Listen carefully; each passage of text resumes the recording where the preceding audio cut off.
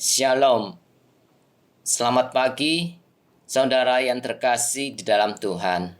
Mari kita memperhatikan Kisah Para Rasul, pasal yang pertama, ayat yang ketiga. Kepada mereka, Ia, yaitu Yesus Kristus, menunjukkan dirinya setelah penderitaannya selesai. Dan dengan banyak tanda Ia membuktikan bahwa Ia hidup. Sebab selama 40 hari Ia berulang-ulang menampakkan diri dan berbicara kepada mereka tentang kerajaan Allah. Saudara yang terkasih di dalam Tuhan, Yesus Kristus Juru Selamat kita bukan hanya menderita, disalibkan dan mati, tetapi pada hari ketiga Ia bangkit dari kematiannya dan menyatakan kepada murid-muridnya dan orang banyak lainnya. Yesus Kristus tetap tinggal di dunia ini selama 40 hari. Dalam kurung waktu itu, Ia menyatakan diri kepada murid-muridnya dan orang banyak.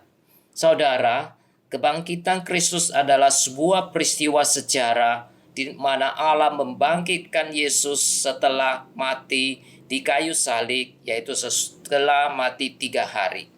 Kebangkitan Kristus adalah peristiwa yang sangat penting bagi iman Kristen, sehingga tidaklah salah kalau dikatakan kebangkitan Kristus sebagai pusat iman Kristen.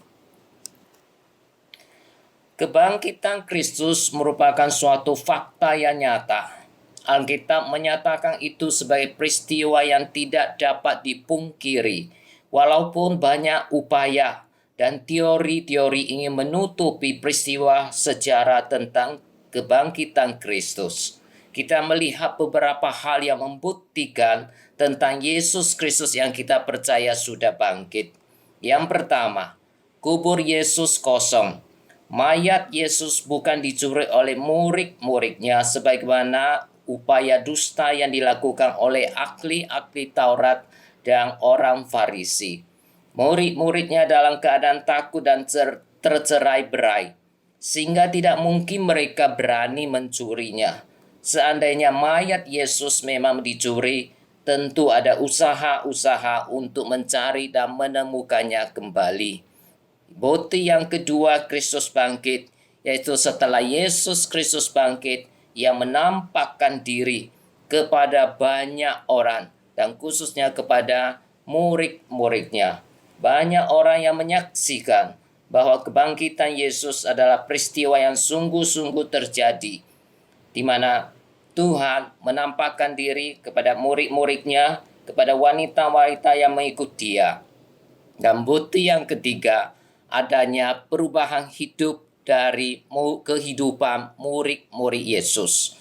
Pada saat Yesus mati, murid-murid dalam keadaan tercerai-berai, ketakutan dan bersembunyi.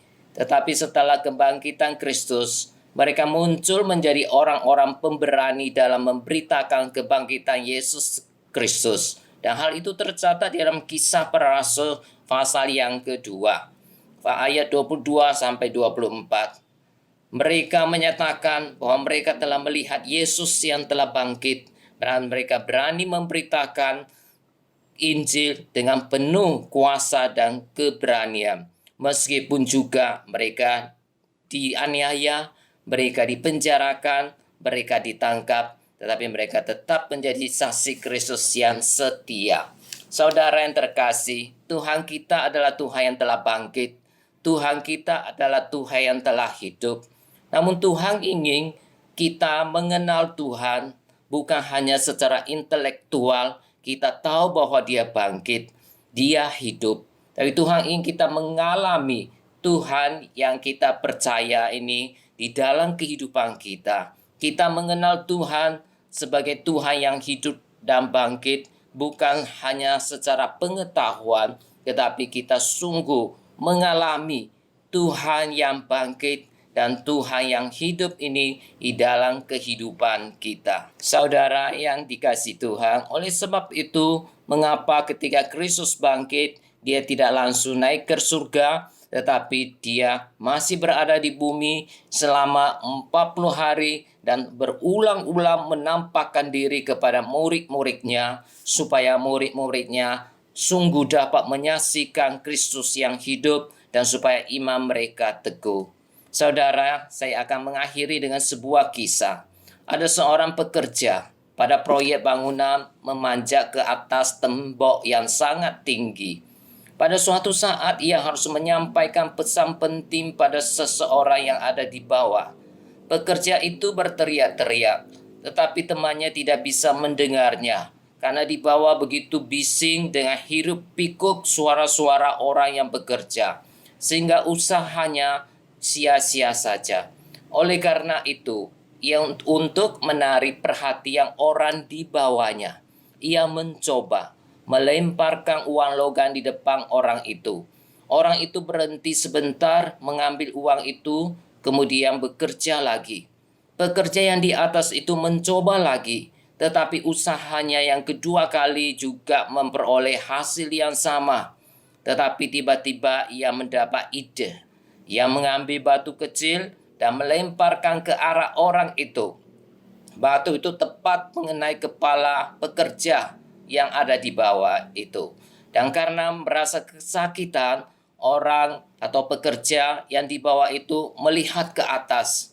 Sekarang pekerja yang ada di atas dapat menjatuhkan catatan yang berisi pesan-pesan yang akan disampaikannya.